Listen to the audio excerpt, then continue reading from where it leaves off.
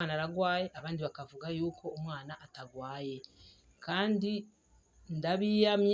ndabiyamye sinshaka na Sauda ndiko ndaraba Imana ikamufasha agakira iyo televiziyo sinshaka asubire kuyikorako, naho mu nyuma agasubira naho azoza bazanane na bosi wiwe bazananye n'abagenzi biwe bakorana baze bansabe ikigongwe umwana asubire ku kazi, ariko ataruko sinshaka kuva umunsi Imana ikamufasha akava mu bitaro agakira sinshaka Sauda asubire kuri iyo televiziyo akoramo.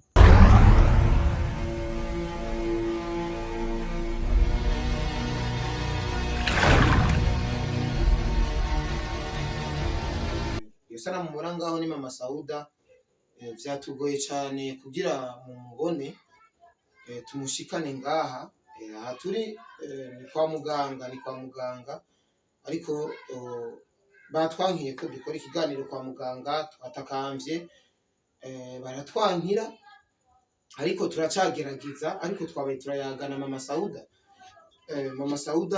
iyi ni Inyishu Media hamwe na Wakarayi TV twashika twese ego baduherekeje kugira ibintu mubibone ku mbuga zigiye zitandukanye. Ego mama Sauda turakuramukije cyane tunagusaba n'imbabazi nkagenda gusabye imbabazi cyane ndazi sindi umwana mwiza cyane imbere zawe ariko ndagusabye imbabazi nk'umuvyeyi utubangire cyane nkuko watwemereye tuyage basi utushire n'utubazo tumwe kamwe canke tubiri kuko twe turi ngaha nk'abafana nibo badutumye kugira bamenye neza Sauda uko amerewe kuko nabone barababaye nkuko nabo babaye. Mama Sauda turaguhaye kazi. Karibuni namwe jambo. Sauda anaumwa kwa mganga kama gisi mliona na naona kama hivi ni afadhali kidogo ila maneno tu ndo nasikia mengi na mwenzao anaumwa.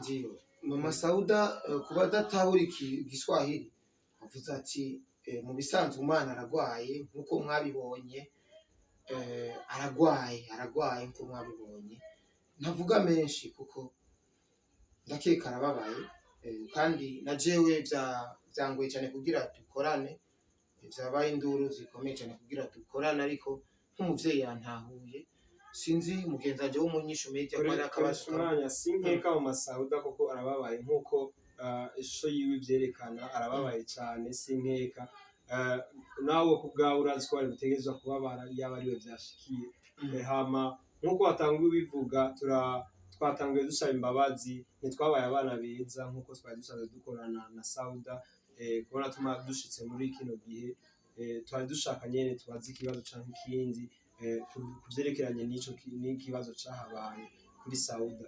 Twaragize ikibazo turi hano duserukira abafana kubera induru ni nyinshi hiyo hanze mu bijanye n'ingorane yabaye Sauda ikibazo yagize nico gituma turi ngaha nka Inyishu Media hamwe na Wakarayi TV. So mama Sauda twashaka kubaza Sauda kuri no mwanya amerewe gute barashabaza amerewe gute ariko aratora mitende ariko aramererwa neza sinzi.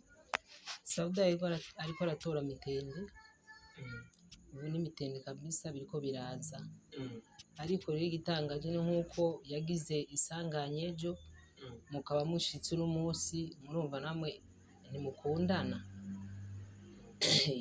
ariko Sauda ameze neza biriko biraza kabisa.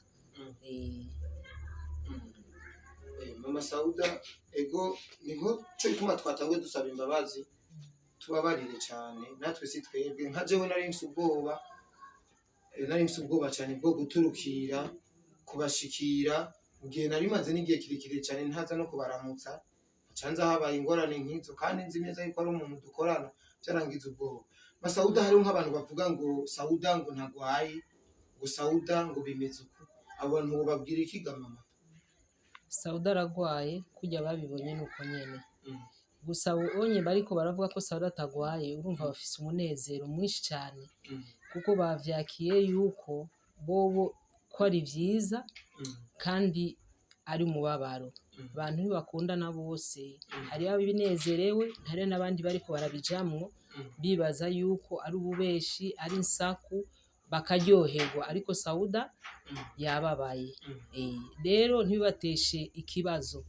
Sauda kugwara vyashitse, yagwaye, je muvyeyi wiwe ndiko ndamukurikirana aragwaye. Izo nsaku zigabanuke za Sauda.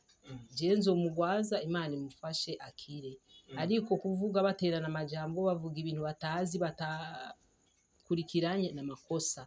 Ivyo ndavyiyamye. So Mama Sauda, nkuko dusanzwe twumva tubizi, wanasema mkiswahili kifo cha mtu ni kazi yake, yarasanzwe akora niho yagiriye n'ikibazo. Turashaka kumenya by'ukuri nta affection runaka cyangwa ingorane yoba byarateye mu muryango kubera ko Sauda yaragize ikibazo. Abandi bantu baguma bivugira ayo bishakiye bavuga yuko Sauda atagwaye, Sauda ataco yabaye, Sauda ari mikino. Natwe tukaba twishike ngaho kwivuriro tugasanga by'ukuri aragwaye. Nta kintu wowe wumva byagukozeko nk'umuvyeyi wa Sauda ko? Byarankozeko nyene kubera umwana aragwaye, abandi bakavuga yuko umwana atagwaye. Kandi ndabiyamye sinshaka na Sauda ndiko ndaraba Imana ikamufasha agakira, iyo televiziyo sinshaka asubire kuyikorako. Naho mu nyuma agasubiranaho, azoza bazanane na bosi wiwe, bazananye n'abagenzi biwe bakorana, baze bansabe ikigongwe, umwana asubire ku kazi. Ariko ataruko sinshaka kuva uno munsi Imana ikamufasha akava mu bitaro agakira, sinshaka Sauda asubire kuri iyo televiziyo akoramo. Ego mama, hariho n'ikindi kintu bashobora kwibaza bati amaraso yari menshi n'ivyo, ariko abaganga n'igiki bakoze cyo kwerekana no ngaha kuko aha twe turi nk'abafana, nabikubwiye turi nk'abafana, tubaza ikintu umuntu ariko aradukurikirana yoba yifuza kukubaza. Ni kihe kintu wotwereka cyo twereka neza yuko Sauda koko yagize impanuka kandi yagwaye? Nta kibazo na kimwe. Abo bariko baraharira nta na kimwe je ndazi ko agwaye. Reka ndabereke n'intuze n'igifoto boba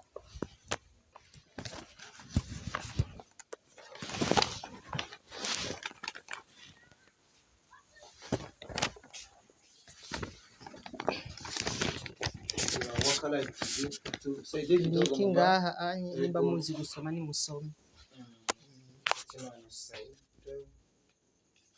Vy'ubuganga sinavyize cyane. Wakaraye TV turaza gufotora ino foto tuze kuyibereka mu kiganiro y'ibi bintu byo mu radio. Azo no muvyeyi nitwa muzembagiza cyane. Muzembagiza cyane mama. Kibike ntaco. Turaza kubifotora mu nyuma. Ku by'ukuri nta nkeka abakunzi ba Inyishu Media cyo kimwe n'abakunzi ba Wakaraye TV ngira ngo muriboneye yuko Sauda koko agwaye. Mama we ahagije no kutwereka ivyerekana ivyo yamuvuje. Ku by'ukuri nta nkeka naco dufise twoharira cyangwa ngo twarenzako. Ivyo yatweretse ni ubuhamya bukwiye. None mama, waruvuze ko kuri ico kintu cyo kuvuga yuko atazosubira mu kazi, ntubona ko hari ico uzoba wishe mu muryango kandi yarasanzwe akora Sauda? Sauda yarakora kwera, akagenda ku kazi, akaza akambwira mama ngiye gufasha naka aragwaye, tujanye ntuzenye aha Buringahe Igihanga hose, kubera umwana yarakora n'umwete akiruka no kurya ntaje, yirirwa ariruka inyuma y'ivyo bintu. Jewe akansiga atani kilo c'umuceri mfise canke c'ibiharage ngo agiye gufasha ahandi, ariko araronsa ingorane. Abavuze abo bashaka baravuze, bivuga ivyo babona bonyene. Kwera arahembwa, arakora agahembwa, kandi aronse umushahara araza akavuga ati naronse nahembwe. Ariko urumva unye amajambo ni menshi, batazi batabona, bataje kumuraba niyo bakuze inkuru. None ubu naberetse urupapuro ngena muvujije umwana kandi nzobandanya ndamuvuza, ariko akazi ndahagaritse. Sauda ntazosubira gukora kuri iyo televiziyo, yicare muhira atekane. Ivyo yahora mfasha ndabe yuko umenga nobibura, tuzobaho kubw'Imana, ariko nzomuvuza akire. mama jewe nk'umukozi mugenzi we naje birabinshikira ahura n'impanuka zigiye zitandukanye, ariko vyombabaza cane Sauda ahagaritse akazi, ariko Imana idufashe gusa abanza akire, ariko vyombabaza cane ahagaritse akazi. Koresha umwanya Sauda kweri niwe wamurondeye, uramubembereza, uramubwira ngo ukore kuri televiziyo, kandi mwahora mukora tukabona ibiganiro byanyu ni vyiza, murafasha abantu, je ndavyemeza kabisa, barabafasha nkabona ico mukora. Ariko urabona uno munsi Sauda arapasutse umutwe azira ku kazi kanyu nyene, urumva, kandi ari wewe nyene wabimukwezemo. Nico gituma rero nanje kubabari nahagarike, yicare hasi ntasubire gukora kuri iyo TV, ndavyanse. Koresha umwanya. Hari ikintu mama yari yavuze sinzi ko mwari mwacumvise, yari yavuze nk'umuntu bakorana, uwo musanze mukorana kuri TV imwe, ngira ngo wari gushikana imbere, yari yavuze kumbure ko umubosi nabo na staff yose iramutse ije gusaba ikigongwe, kumbure ko yokwemerera Sauda. Sinzi mama wowe wakivuze kurya canke wowe wafashe indi ngingo yuko atosubira gukora kandi Sauda kuri televiziyo? Nawe nafashe ingingo y'ukwanka ntakore, hanyuma ivyo bizoza mu nyuma tubonye umwana akize. Kuri uyu mwanya nubwo boss yoza urumva nta decision ihari yo gusubira ku kazi? Oya, reka tubanze kwanza tumuvuza akire. Ego mama, ni kihe kintu urangiriza ko mu gucungura umwanya?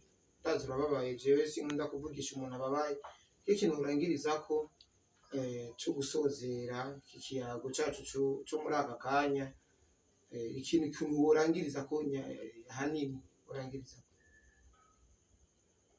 hanini ikintu norangiza ko akazi kanyu kabandanye, kuko murafasha abantu, mugakora neza, murakora kabisa, murafasha abantu batishoboye, muragerageza kwiruka mukabafasha.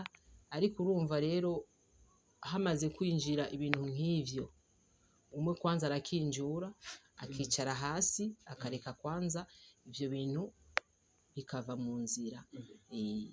Reka kwanza tuvuze Sauda akire, hanyuma ibindi bizoza mu nyuma. bakunzi ba Wakaraye TV Nyishu Media, ibaza mwakoze kudukurikirana. Je simona vyinshi no mubaza nubwo ndabifise cyane, ariko reka ndamureke umuvyeyi, reka tumureke umuvyeyi, ibindi so bibandanya buke buke, nta utanga Imana kwihebura. Bane dusabira Sauda mugenzi mfasha mu tumusengere kuko isengesho ryanyu kuba mizima, tumugire dua kuba Kristo, tumusengere tubire mahombe nkuko musanzwe wikora, kugira ngo Sauda agire amagara meza kandi hama. Turashimye cyane, ntavugisha ubabaye ni nko kumukora mu nkovu. Turanezerewe kuba yaduhaye na kano kanya ko kuyaga. Bakunzi ba Nyishu Media, bakunzi ba Wakaraye TV, kano karyo twaronse ko kuvugana mama wiwe nakaryo keza kugira ngo turonke ukuri. Hama tubashimire cyane kuba mwadukurikiranye, cyari gihe ciza.